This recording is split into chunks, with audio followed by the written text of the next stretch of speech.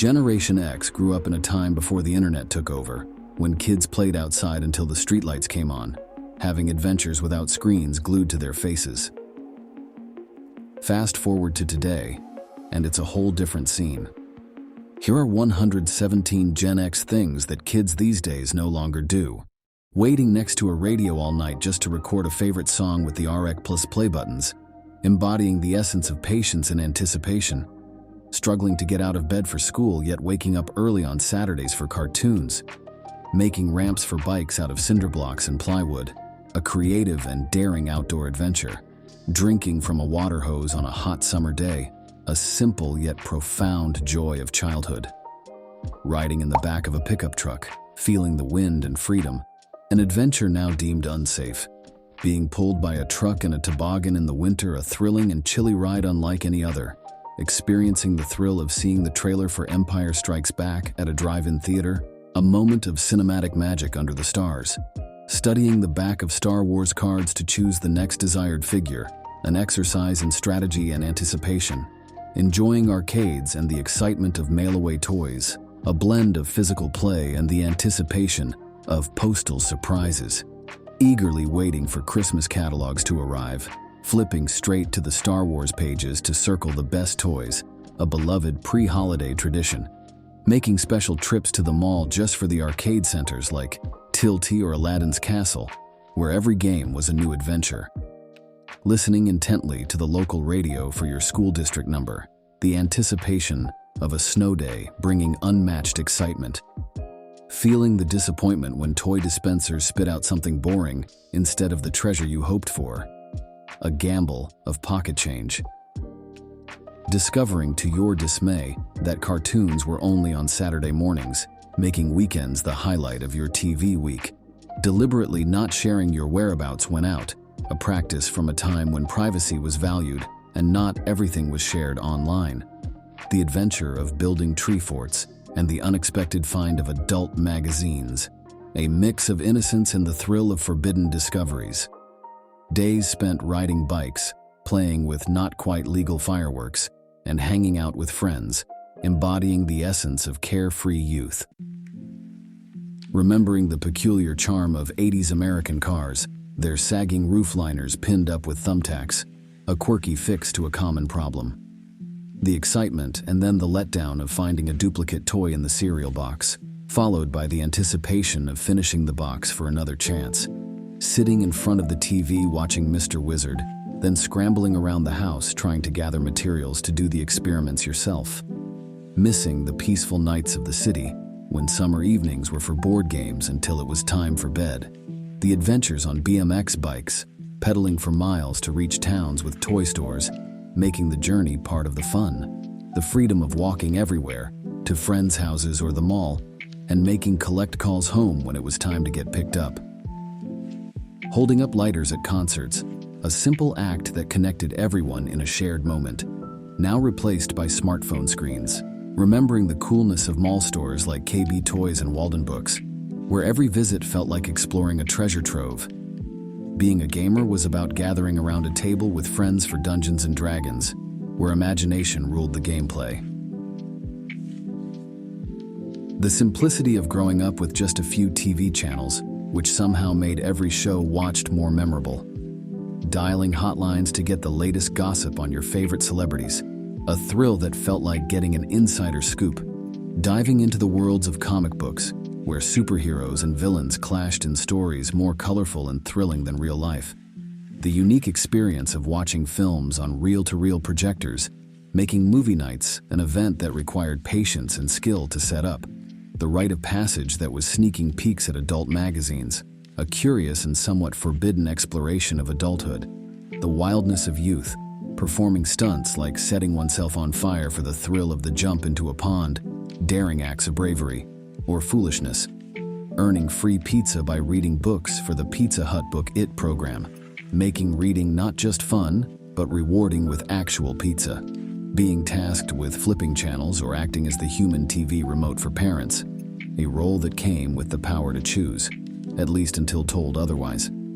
The frustration and ritual of losing Atari 2600 joystick tops and blowing inside game cartridges, believing it was the magic fix to get games working again. Spending hours in the arcade, a pocket full of quarters burning a hole in your pocket.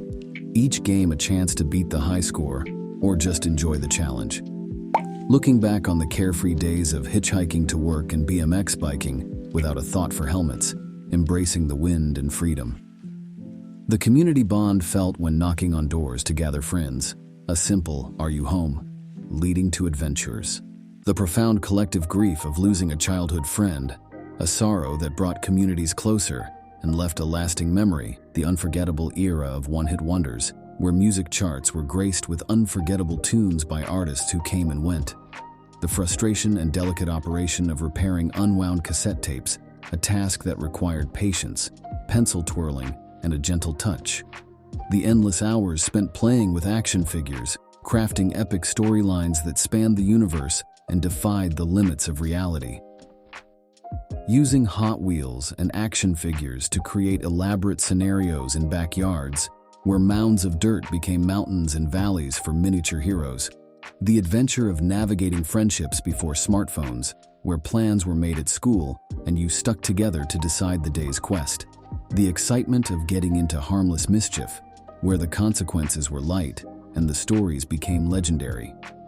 Cherishing live music without the glow of screens, a time when concerts were experienced through the eyes, not through a lens, preserving the magic of the moment.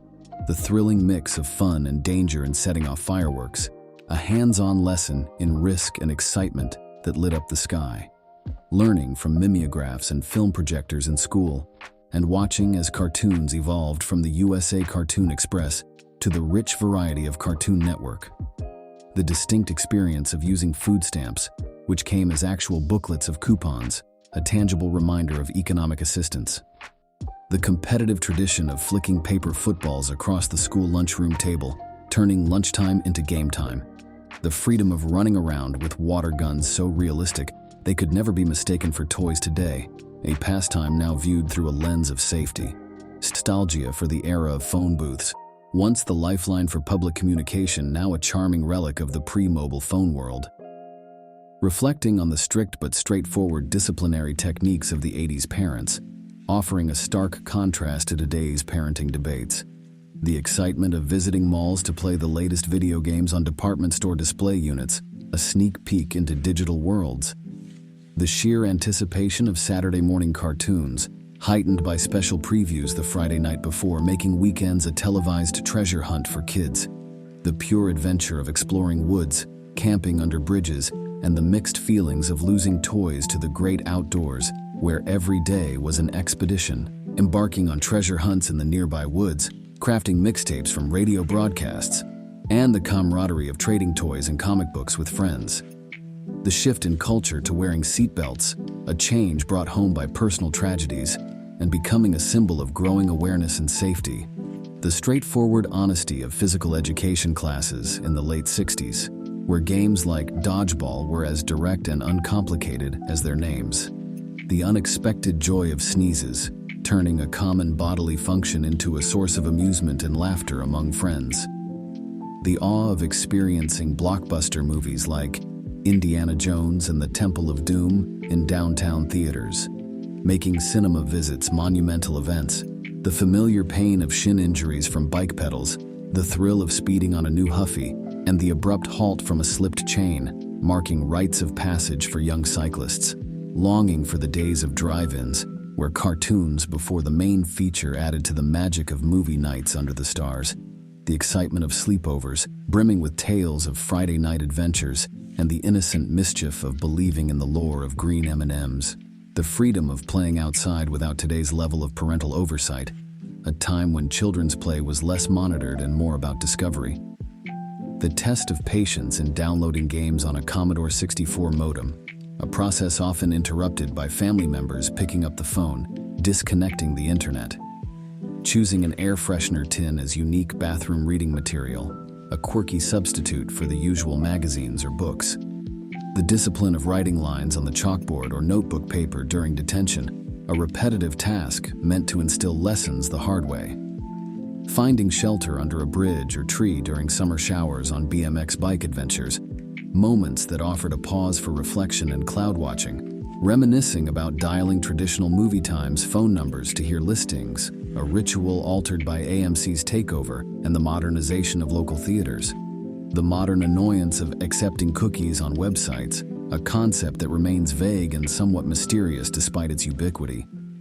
The memory of TV dinners served in aluminum trays, paired with the joy of playing Pac-Man at Pizza Hut, blending nostalgia for food and early arcade games, the bygone job of delivering newspapers and the responsibility it entailed, including the peculiar task of buying cigarettes with a note from one's parents, a glimpse into a different era of trust and community norms. Addressing friends' parents as Mr. and Mrs., a common courtesy that showed respect and formality in friendships, engaging in risky games like chicken or placing coins on train tracks, thrilling yet dangerous activities fueled by youthful invincibility.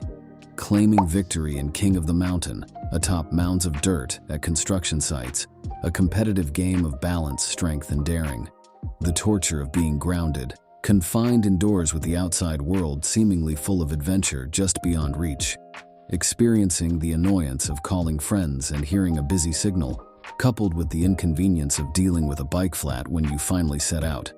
Participating in wild activities with no thought for protection, like BB gun wars and playing with lawn darts, games that would be deemed too risky today. Diving into the worlds of Starlog, Fangoria, and Soldier of Fortune magazines, each offering an escape into realms of science fiction, horror, or adventure. Growing concerns about the internet's role in prematurely introducing children to adult issues, a debate that contrasts sharply with past decades' more innocent curiosities. Playing baseball in empty fields with neighborhood friends, a simple yet immensely satisfying way to spend long summer days, where the only rules were the ones you made up. The arcade ritual of reserving your turn at games like Ms. Pac-Man with a quarter, a simple yet effective system of queuing that spoke of anticipation and respect among players. Where a daytime power outage meant little to kids who found endless ways to entertain themselves without electricity. The rush of biking into the woods and the need to hide after accidentally breaking something, a mix of freedom and the slight fear of consequences. Leaving the house in the morning and not returning until dinner, a day filled with unmonitored exploration and play, the essence of a less supervised childhood. The simple pleasure of skipping rocks at the pond, a pastime that required nothing but flat stones and a body of water to provide hours of entertainment. Playing neighborhood sports until the streetlights came on, marking the end of play, a natural and community-based end to the day now often replaced by structured activities and screen time. Venturing into unsupervised adventures, from fort building to exploring unknown corners. The excitement of bus rides today and summer camps, filled with songs and anticipation, contrasting sharply with today's more organized and sometimes virtual camp experiences.